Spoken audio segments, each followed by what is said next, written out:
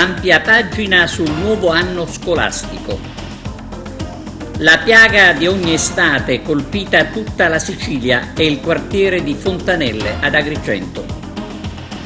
Il presidente della regione e il sindaco di Lampedusa a Roma. Il presidente dell'Acragas fa visita al sindaco. Ok su carrozzina, tornano in campo i leoni sicani.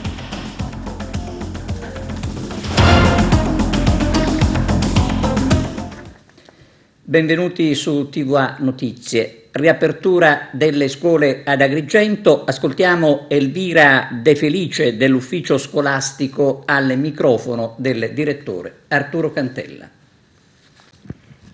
Sono tante le problematiche e gli interrogativi al momento che riguardano la ripresa delle scuole nella nostra isola, tra queste anche la città di Agrigento. In molti si chiedono se le lezioni riprenderanno regolarmente dopo tanti mesi di lockdown e di fermo e di didattica a distanza fatta grazie ai computer. Molti vogliono sapere se le aule sono a sufficienza, considerando anche lo stanziamento che ci deve essere tra un banco di un alunno e un altro. Quali le istanze che arrivano dal territorio, in particolare dai dirigenti scolastici provinciali? Qual è la situazione generale delle scuole nella provincia di Agrigento? Lo abbiamo chiesto alla vicaria dell'ufficio scolastico regionale di Agrigento, dottoressa Elvira De Felice. L'ufficio sta lavorando in coordinamento con l'ufficio scolastico regionale e con il Ministero. Siamo strettamente interconnessi, abbiamo svolto tutte le attività necessarie per garantire l'inizio dell'anno scolastico, si è avuto il reperimento delle aule, i dirigenti scolastici hanno manifestato tutte le criticità che siamo riusciti a risolvere.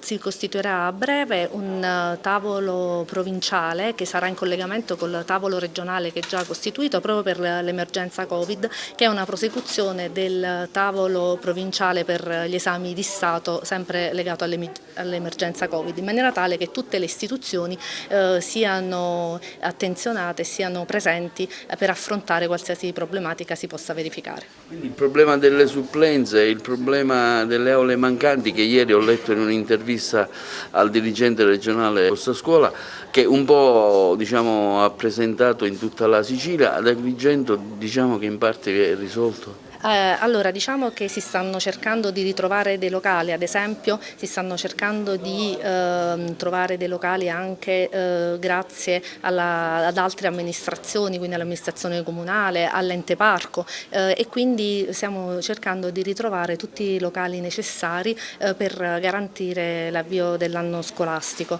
Certo è un momento importante, è un momento difficile per tutti, per gli operatori della scuola, per dei genitori, per i ragazzi, ma sono sicura che tutti quanti insieme, ciascuno per le proprie responsabilità e per il proprio lavoro, si sta indirizzando per il raggiungimento del nostro obiettivo, che è un obiettivo al quale guardano anche nel resto del mondo, perché la scuola è importante, parte la scuola, riparte il paese. Noi siamo in continuo collegamento con i dirigenti scolastici e c'è un continuo monitoraggio sia da parte dell'ufficio scolastico regionale, quindi tramite noi con i dirigenti scolastici, e cerchiamo di volta in volta di rispondere a tutte le istanze e tutte le preoccupazioni dei dirigenti. C'è un'interlocuzione con la prefettura?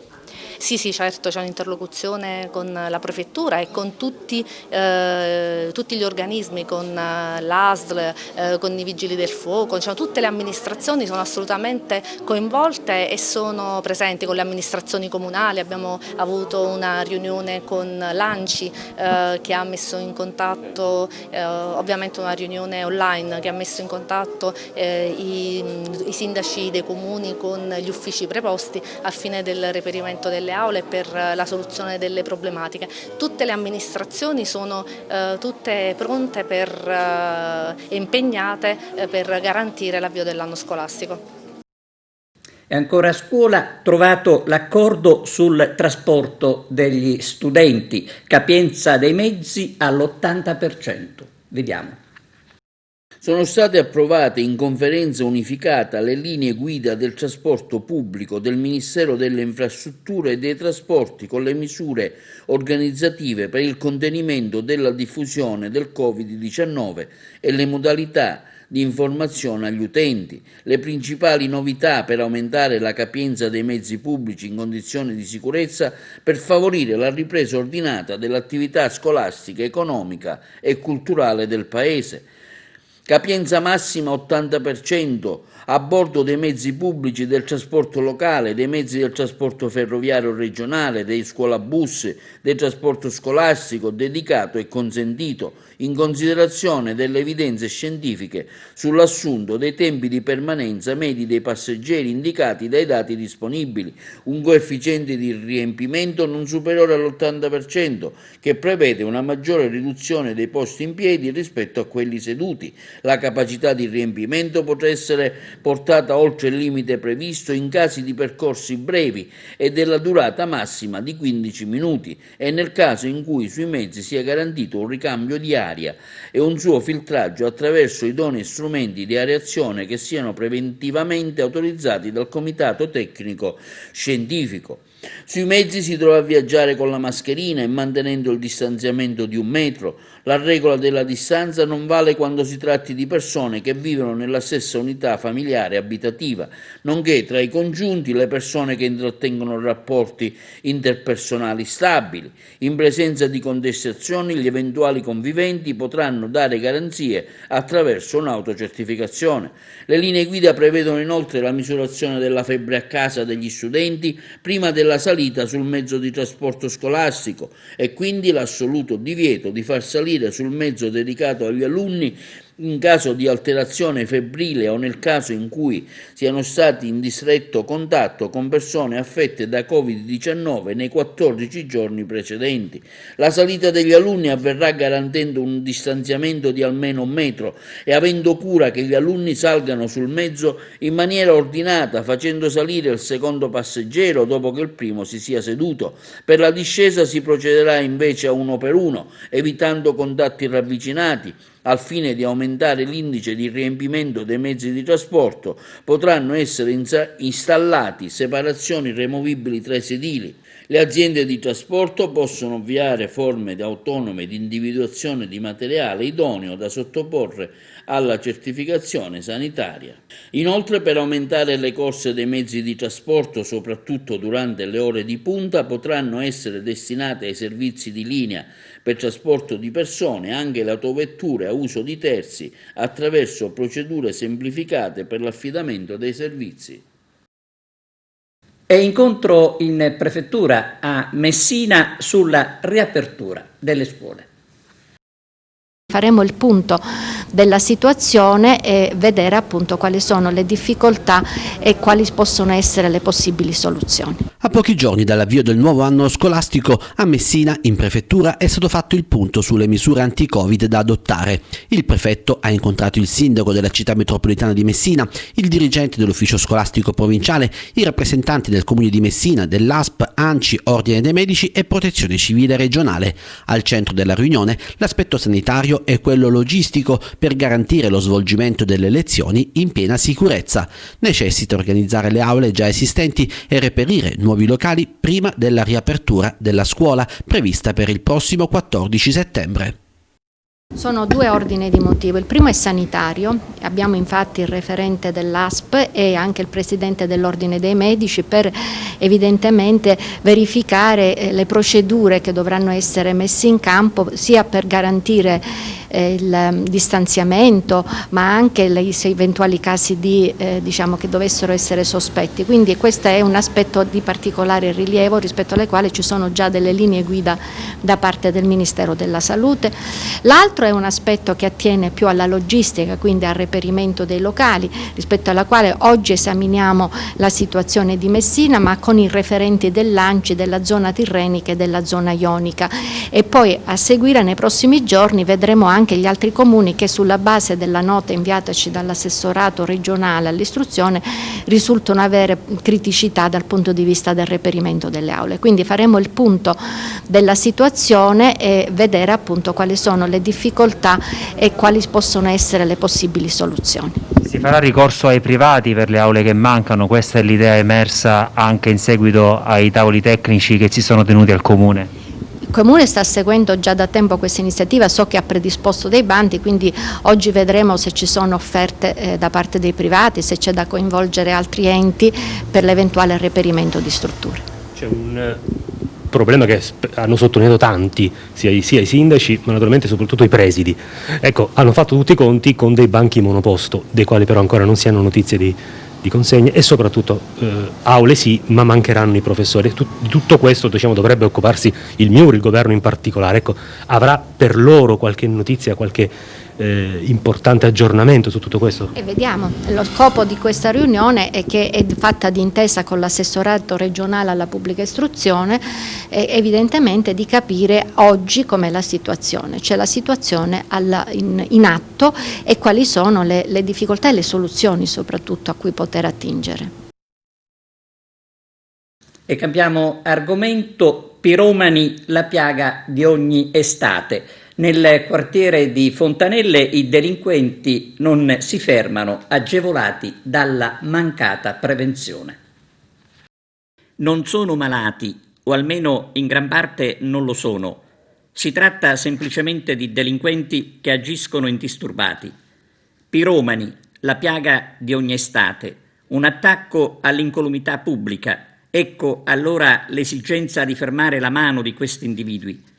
Ieri abbiamo dato notizia della taglia proposta dal Codacons. Oggi torniamo a parlare di incendi dolosi, restando nella città di Agrigento, nel quartiere di Fontanelle, dove il balordo di turno ha appiccato il fuoco ad una palma del viale Sicilia e forse aveva in precedenza acceso diversi focolai che hanno trasformato il quartiere in una immensa distesa di cenere. Il fuoco nei giorni scorsi aveva lampito le scuole e prima gli uffici del catasto e la ferrovia. Una nota dolente che purtroppo si ripete non solo a Fontanelle, ma è nel quartiere agrigentino però che si registra l'assenza assoluta di prevenzione, con le sterpaglie lasciate ai bordi delle strade in piena estate, agevolando i delinquenti. Basterebbe poco per evitare danni e lo scempio che è sotto gli occhi di tutti. Basterebbe prevenire, ma è quello che non si fa in maniera adeguata. E caccia ai piromani che hanno provocato un danno enorme al territorio siciliano. Un fine settimana da dimenticare, quello trascorso sull'isola, con diversi focolai che hanno cancellato numerosi ettari di vegetazione. Danni ingenti nel Messinese, nel Trapanese, dove è stata colpita la riserva naturale dello Zingaro, e nel Palermitano. Qui le fiamme hanno interessato particolarmente le montagne di Altofonte, teatro sabato scorso di un vasto rogo che ha mandato in fumo oltre 900 ettari di vegetazione. Il presidente della regione siciliana ha accolto l'appello lanciato dalla sindaca Angela De Luca e dal primo cittadino di Piana degli Albanesi, Rosario Petta, e si è recato personalmente sui luoghi colpiti dai roghi, accompagnato dall'assessore all'ambiente. Il governatore si è intrattenuto alcuni minuti nell'aula consiliare di Altofonte per ascoltare il racconto di quei drammatici momenti che hanno portato all'evacuazione temporanea di circa 400 abitanti che soltanto dopo molte ore sono rientrati nelle loro abitazioni. Dobbiamo trarre esperienza per poter eliminare alcune disorganizzazioni e alcuni disguidi verificatisi nelle scorse ore, ha detto Musumeci. I responsabili devono essere individuati e perseguiti con severità. Il presidente della regione e l'assessore all'ambiente hanno poi raggiunto il bosco della Moarda, duramente colpito dalle fiamme, e lì si sono intrattenuti diversi minuti con alcuni operatori forestali. La prossima settimana si terrà una riunione a Palermo in modo da capire con l'assessore Cordaro quali siano le iniziative da avviare, ha proseguito Musumeci. Vediamo di approntare alcuni milioni di euro per le prime cose da fare, avviando con la massima urgenza i lavori da fare, seguendo sempre la normativa vigente. L'intervento dello Stato appare essenziale. Mercoledì incontrerò il Presidente del Consiglio, a cui prospetterò questa emergenza e solleciterò lo Stato affinché faccia la sua parte. Brucia le sterpaglie, si sente male ed è avvolto dalle fiamme. Una fine immeritata, un tragico e crudele scherzo del destino per Giovanni Terranova, di anni 83, nonno del collega Gabriele Terranova. È morto pomeriggio di ieri, incontrato a Coscio a Naro. L'uomo, ben voluto e conosciuto da tutti, ha avuto un malore mentre stava lavorando la terra, la sua amatissima terra, che accudiva e manteneva viva ogni giorno da 70 anni sino a oggi.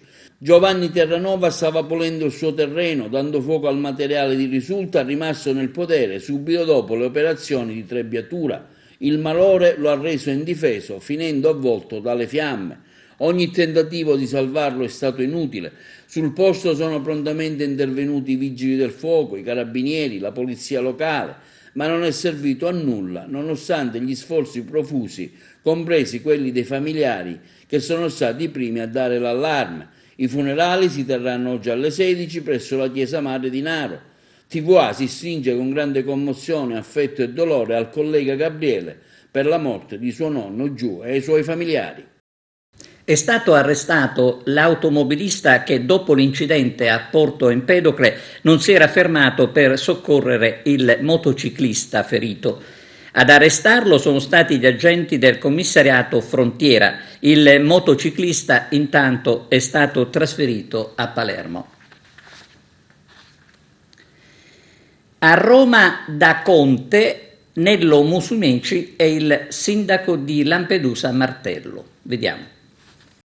A seguito delle recenti proteste e rivolte popolari successe a Lampedusa per via dell'arrivo continuo di migranti, in particolare dell'ultimo peschereccio che ne conteneva addirittura 400, il sindaco di Lampedusa e il presidente della regione Sicilia sono stati convocati dal premier Giuseppe Conte a Roma mercoledì. A dirlo il sindaco dell'isola Martello al termine dell'incontro con alcuni imprenditori, commercianti locali e cittadini sullo sciopero generale minacciato. Lo sciopero è stato rinviato, ha aggiunto Martello, in attesa delle risposte che arriveranno o meno da Roma. Martello ha proseguito dicendo: ci sono alcune cose che deve fare la regione Sicilia nei confronti del popolo di Lampedusa e altre che devono essere fatte da Roma.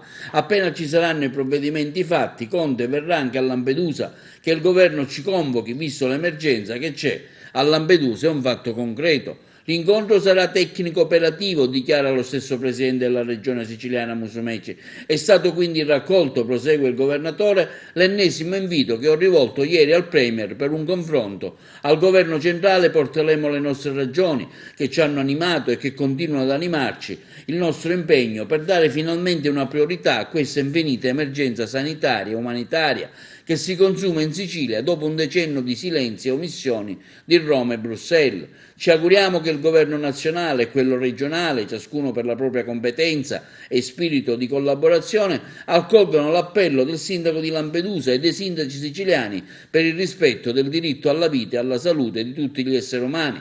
Lo ha detto il primo cittadino di Palermo e presidente dell'ANCI. Il governo nazionale, aggiunge Leoluco Orlando, richiama alle proprie responsabilità l'Unione Europea, ancora distratta di fronte al genocidio nel Mediterraneo. Ritardi e disimpegno alimentano morte, violenza e organizzazioni criminali, violazione dei diritti umani, rigurgiti di intolleranza e razzismo. E io non credo che sia più una emergenza, o se vuole un'emergenza strutturata.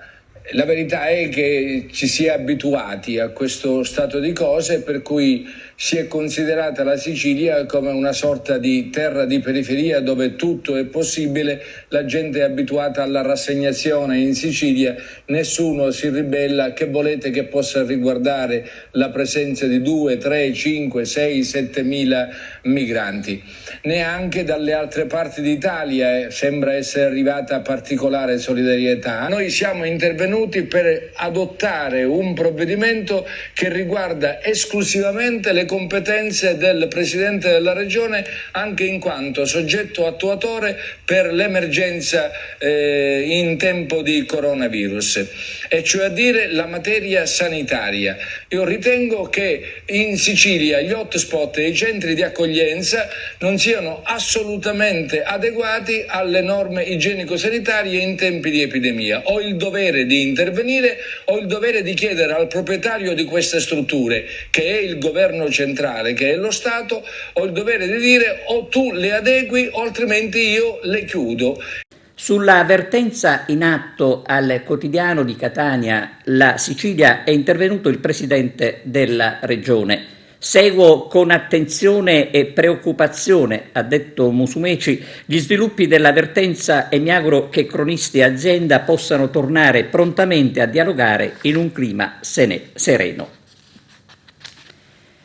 Ritornano a Sciacca gli spettacoli per bambini con fiabe, racconti e burattini, l'evento nell'ambito del programma di Sciacca Estate 2020. Un contratto con gli agrigentini con massima attenzione alla gestione dei rifiuti. Il candidato Marco Zamputo si presenta alla città. Arturo Cantella. Marco Zamputo si presenta alla città formalizzando in un video una sorta di contratto virtuale con Agrigento, un sodalizio che vuole essere prima di tutto una nuova, l'ennesima occasione di dialogo, di confronto e di ascolto. Sarà un contratto, dice Zamputo, stipulato alla luce del sole, che firmerò mettendoci la faccia come ho sempre fatto, un contratto in cui scriveremo insieme gli obiettivi da raggiungere, i problemi da risolvere e tutto quello che c'è da migliorare, come ad esempio la pulizia della città. Presenterò il programma alla città, ma soprattutto voglio firmare con gli agrigentini un contratto nel quale indicare gli obiettivi che vogliamo raggiungere. Il primo di tutti è quello di una città pulita. Siamo di fronte a un sistema, quello dei rifiuti, che innegabilmente va cambiato, modificato. Un sistema che ha mostrato tutte le sue lacune, ci troviamo quartieri in cui non si spazza da tempo, ci troviamo quartieri in cui il discerbamento è assolutamente inesistente. Noi abbiamo una proposta che in tempi assolutamente definiti vorrà dare una risposta alla città di Agrigento. Il candidato sindaco Lillo Firetto sarà sostenuto dalle liste civiche Onda e Noi. I coordinatori delle due liste hanno incontrato Firetto per la condivisione di un progetto civico. Tubazione idrica a Giardina Gallotti, illegittima, condannato il Voltano. Arturo Cantella. Illegittima la collocazione della tubazione idrica che fornisce la frazione di Giardina Gallotti.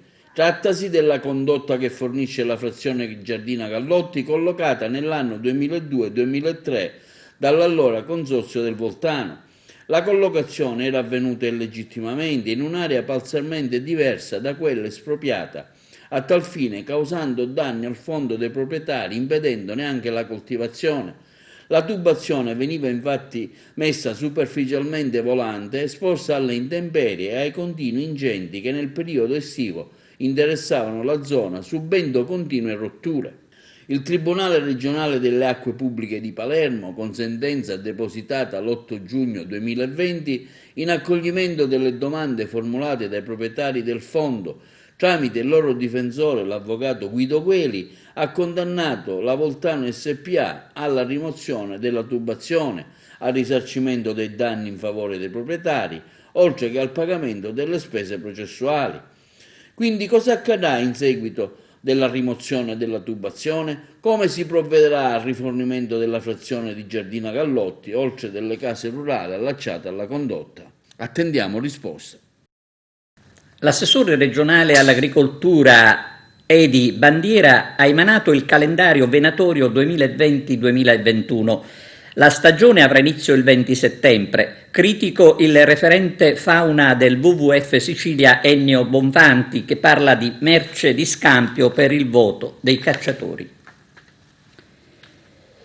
Perché non prima e solo adesso in campagna elettorale? La domanda la rivolge il consigliere comunale di Agrigento Angelo Vaccarello al sindaco Lillo Firetto a seguito della sua frenetica attività elettorale. Sono piacevolmente colpito, dice Vaccarello, che l'amministrazione si stia attivando solo adesso alle porte della tornata elettorale. Vaccarello si riferisce ai cantieri per i quali chiede il rinvio nelle strade dove sono presenti attività commerciali che non possono subire la limitazione al transito. Per Vaccarello i cantieri sembravano nascosti nei cassetti di Palazzo dei Giganti e tirati fuori alla vigilia delle elezioni. Un altro triste anniversario, quello della misteriosa scomparsa di Denise Pipitone. Nessun tipo di violenza in un paese civile è giustificabile, in particolare quando si commette nei confronti delle persone indifese.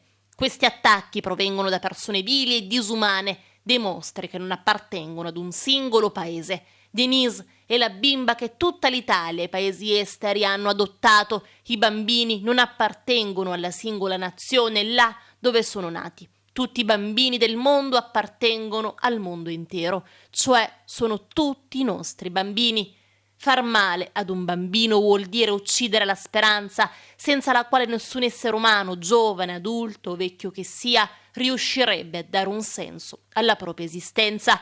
E questo l'ennesimo grido di una madre, Pieramaggio, ormai rassegnato, forse stanca nel cercare la sua metà, quella figlia di soli 3 anni che le strapparono sotto gli occhi 16 anni fa davanti casa, quel piccolo fiore ancora acerbo e dolce tolto con violenza alla sua famiglia che per anni non ha mai smesso di credere che da qualche parte di questo orribile mondo potesse ricomparire e fare nuovo ingresso a casa.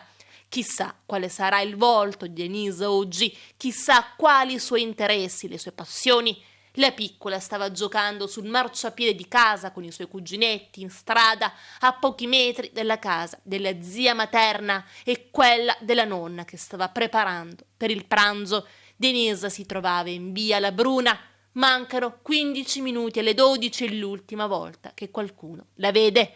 Iniziano le ricerche, tutti i giornali e le TV italiane parlano di Denise, si mobilita anche la trasmissione televisiva. Chi l'ha visto? Il 18 ottobre del 2004, più di un mese dopo la scomparsa, una guardia giurata in servizio per un istituto di vigilanza segnala di aver visto davanti alla Banca di Milano un gruppo di nomadi con dei bambini, una dei quali somiglia in modo impressionante a Denise. La TV trasmette il video delle telecamere di videosorveglianza che mostrano una bimba dell'età della piccola Pipitone che chiede a un'adulta, presumibilmente la madre, «Dove mi porti?» La donna la chiama la Danaz, uno storpiamento di Denise, forse. Mamma Piera sembra riconoscere sua figlia, ma è ancora sotto shock. Mentre gli investigatori passano al setaccio la zona per cercarli, i nomadi sono spariti. Si continua a indagare senza sosta, ma più giorni passano, più la ricerca della bimba scomparsa diventa la caccia ad un colpevole. 16 anni sono trascorsi e per quanto accaduto oggi non ci sono colpevoli. La sorellastra Jessica Pulizzi era stata accusata di sequestro di persona per poi essere assolta in tutti e 3 i gradi di giudizio. I genitori ovviamente sanno che nella vicenda deve aver giocato un fattore importante, l'omertà. Coloro che hanno sequestrato Denise, coloro che sanno e non parlano, coloro che potevano e non hanno fatto sono dei vigliacchi. Tutti hanno una coscienza, dice mamma Piera, ma alcuni, nel nostro caso, non l'hanno nemmeno usata. Vogliamo giustizia. Denise, un bacio ovunque tu sia. E adesso pausa per la pubblicità, poi di nuovo insieme con altri servizi e notizie. Continua il tour per presentare la guida Sicilia Vulcanica.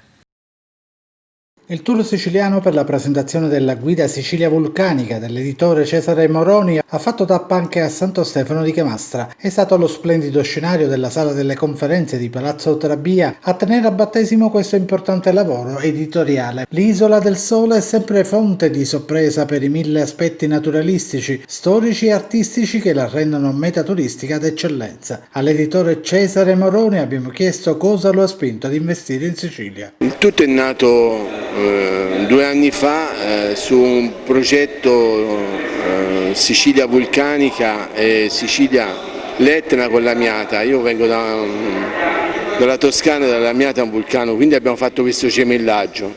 Poi è nato questo progetto con Franco Tassi e quindi è nato il tutto quanto questa bellissima guida. Investire in Sicilia mi sento un po' a casa anche come toscano, sono molto vicino ai siciliani perché sono due terre molto simili, belle calorose, con dei prodotti di enogastronomia veramente forti.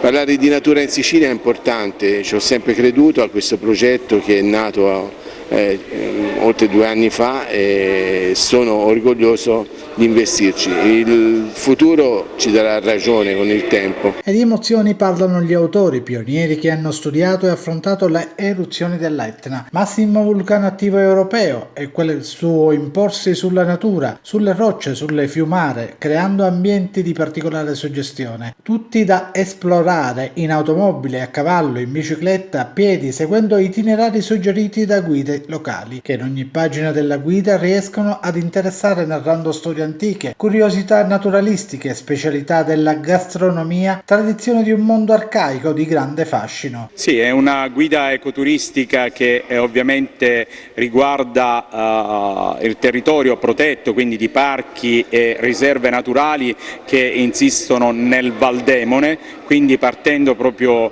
dalla oasi del Simeto fino alle isole Eolie, quindi questo patrimonio anche UNESCO, con al centro la grande montagna, la nostra montagna sacra al centro del Mediterraneo, con il grande Parco dei Nebrodi, il più grande parco naturale regionale, ma soprattutto anche un luogo dove si unisce la conservazione della natura, ma anche l'autenticità, le tipicità del territorio.